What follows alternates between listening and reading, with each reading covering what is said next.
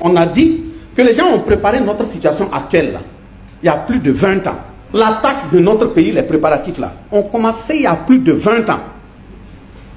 Ça veut dire à partir de 90, quand les gens ont commencé à dire ce n'est plus la peine de recruter dans la fonction publique.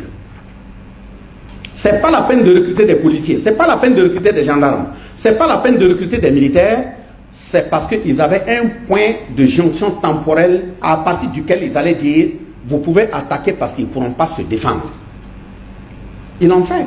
On a bloqué les recrutements dans l'armée, dans la gendarmerie, la police et même l'administration par l'intermédiaire des programmes d'ajustement structurel là. C'est combien d'années?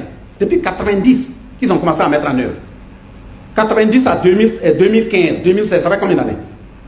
Donc ça veut dire, ils savaient où ils partaient.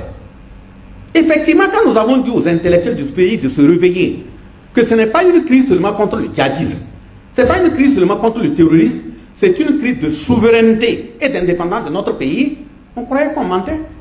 Ce n'est pas un général français qui vient de le dire, Lecointre. Lecointre a dit quoi?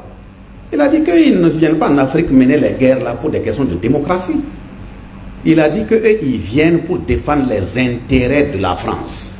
Et il a repris textuellement les propos du général de Gaulle, qui a dit que leurs interventions dans le Sahel, c'est pour protéger, exploiter les ressources du sous-sol qu'ils ont trouvé dans le Sahel.